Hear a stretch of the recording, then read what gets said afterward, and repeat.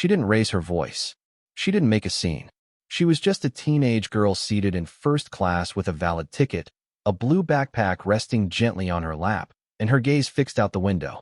Her name was Jayla Warren, 16 years old, traveling solo for the first time in her life. The cabin around her smelled faintly of lemon polish and high-end leather. The gentle hum of air vents whispered through the cabin as passengers trickled in, some chatting softly, others juggling carry-ons and overpriced airport coffee. A few looked like they had made this trip 100 times, calm, deliberate, navigating the space like it was their second home. But Jayla just sat quietly, her headphones loosely draped around her neck, her boarding pass tucked carefully inside the sleeve of her gray hoodie. She was proud, a little nervous, and doing her best not to show it. Seat 3A felt enormous to her. The plush leather cushions, the thick armrests, the wide window. All of it made her feel a little out of place, but also seen. Her godmother, Dr. Lenora Evans, had surprised her with this first-class ticket after Jayla completed an elite STEM summer program at a local university. She had finished at the top of her class, and Lenora had said it was time the world started treating her like the person she already was, brilliant, poised, and worthy. And for a moment, that's exactly how Jayla felt. Until she didn't. The sharp clack of heels echoed down the aisle, drawing heads and snapping the soft hum of the cabin into silence. The woman wearing them moved with crisp precision, her blazer tailored, her name tag shining under the overhead lights. C. Whitmore. Her lips were painted into a tight red line, and her eyes skimmed the cabin with that detached entitlement worn by people who had never been questioned a day in their life. When she spotted Jayla, she halted abruptly. "Excuse me, young lady," she said, voice clipped and firm. "Are you sure you're in the right seat?" Jayla blinked, caught off guard. "Yes, ma'am. This is 3A. That's what my ticket says." "Let me see it." Ms. Whitmore extended her hand with an air of authority that left little room for debate. Jayla reached into her sleeve and handed her the folded boarding pass. The woman scanned it briefly, her expression tightening. She glanced around the first-class cabin, at the suited businessmen, the wealthy couples already sipping champagne, and then back at Jayla. "This is a first-class seat," she said slowly, deliberately. "I know," Jayla replied, her voice soft but steady. Ms. Whitmore leaned down just a bit. "And where are your parents?" Jayla's stomach flipped. Nearby passengers were starting to glance over. She shifted in her seat, her palms suddenly clammy. "I'm flying alone. I'm 16.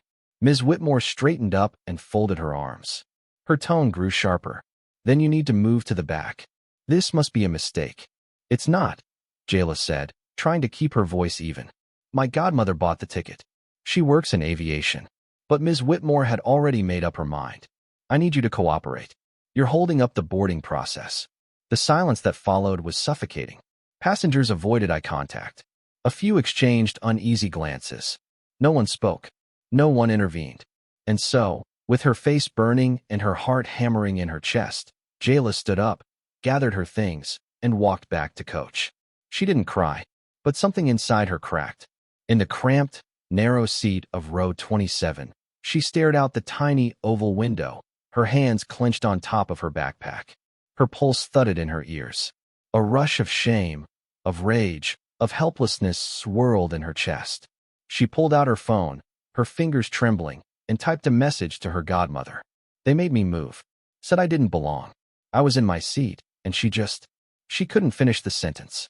She hit send. Moments later, her phone vibrated with a reply. "What happened?" Jayla quickly explained. Another message came. "Flight number?" She replied. Then another message came. "Stay where you are. Don't speak to anyone else. I'll take care of it." Up in the galley, Ms. Whitmore sipped from a plastic cup of sparkling water, a faint smile tugging at her lips. She adjusted the neatly stacked napkins with a self-satisfied flair. She felt nothing amiss, just another minor disruption managed. Louise, a younger flight attendant, approached her tentatively. "Carol, about that girl. What about her?" Ms. Whitmore asked flatly. "I saw her boarding pass. It was legit."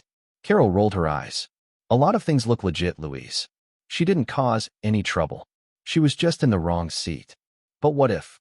"I did what needed to be done," Carol snapped. Louise said nothing more. He nodded and returned to his duties. What Carol Whitmore didn't know, couldn't have known was that Dr. Lenora Evans wasn't just Jayla's godmother. She was the Director of Flight Safety and Compliance at the Federal Aviation Commission, one of the most senior-ranking officials in commercial aviation oversight. And she didn't take kindly to her goddaughter being publicly humiliated. Inside the cockpit, Captain Jeremy Brooks answered the internal phone. The voice on the other end was calm but firm. "Ground control here. You are not cleared to taxi. FAA is initiating a compliance hold due to a passenger removal. Details pending. Stand by." Captain Brooks raised his eyebrows. That wasn't routine. He picked up the intercom. "Ladies and gentlemen, due to a brief delay, we've been asked to remain at the gate for a few more minutes. We appreciate your patience." Murmurs rippled through the cabin. People checked their watches. Jayla sat perfectly still, eyes on the seatbelt sign, her godmother's message still glowing on her phone. Up front, Ms. Whitmore adjusted her hair in the reflective oven door and gave herself a quick smirk. But something in her chest stirred uneasily. Inside the cockpit, a second call came through. This one direct from FAA headquarters. "This is FAA operations. Director Evans has escalated a formal investigation. The flight is grounded until compliance is verified. Passenger was removed from her assigned seat without proper cause." Captain Brooks stood and opened the cockpit door. "Ms. Whitmore," he called. "Step up here, please." She approached, confusion flickering across her face. He handed her a headset. "Who is this?" she asked. "This is Mark Hensley with FAA Oversight," the voice said coolly. "Did you remove Jayla Warren from seat 3A? "Ah, yes. I believe there was a mistake." "Did you verify her boarding pass against the manifest?" "I made a judgment based on she didn't seem." "You made a judgment," the voice repeated. "Based on her appearance?" Silence. "You are to return her to her original seat. Now, apologize. This flight will not depart until that is done." Her hands trembled as she removed the headset. Her face had drained of all color. She walked slowly back through the cabin, eyes now following her every step. She approached row 27 and crouched beside Jayla. "There was a misunderstanding," she murmured. "We'd like to invite you back to your original seat." Jayla didn't move. She looked at her, calm but firm. "You made me feel like I didn't belong," she said quietly. "And you didn't ask anyone else to show a ticket. Just me." Ms. Whitmore swallowed hard. "I misjudged you." Jayla stood and walked back with her. This time, everyone saw her. No one looked away. No one pretended not to notice. She sat again in seat 3A. Ms. Whitmore stood awkwardly by. "If you need anything," she started. Jayla opened her book and said nothing. Back in the galley, Carol leaned against the wall, her legs unsteady. Louise stepped beside her. "You know who her godmother is?" he asked softly. "I do now." "Then you know this isn't over." She didn't reply.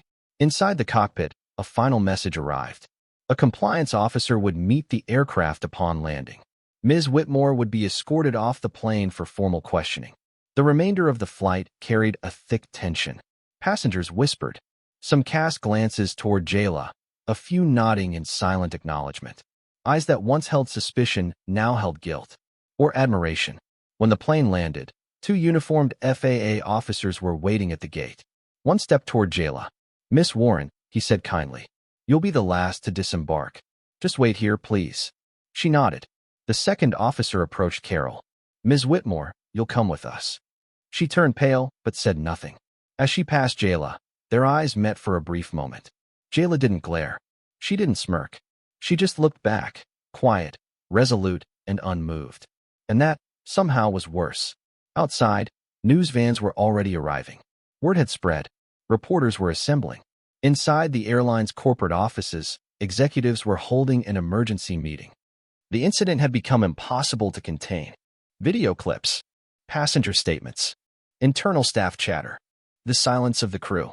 It all painted a damning portrait. Within 48 hours, Carol Whitmore was terminated.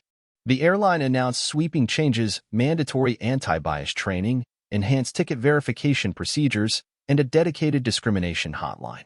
But the damage was done. Advocacy groups responded. Civil rights organizations spoke out.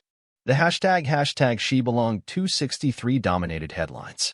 Jayla's name remained private at first, but as her quiet resilience became known, her story caught fire. She had not shouted. She had not demanded attention. She had simply told the truth and let the system answer for itself. Weeks later, the airline released a new internal training video. The final slide read, "Bias is no seat here." In break rooms across the country, flight attendants watched it in silence. Back home, Jayla sat with Dr. Evans on the front porch. The air smelled of pine and autumn wind. They sipped warm cider, the leaves whispering secrets across the lawn. "I didn't feel brave," Jayla said quietly. "You didn't need to feel brave," Lenora replied. "You just needed to be honest." And she had been. Not with rage, not with volume, but with truth, with clarity. The flight may have been grounded, but her voice had taken flight, and it wasn't coming down.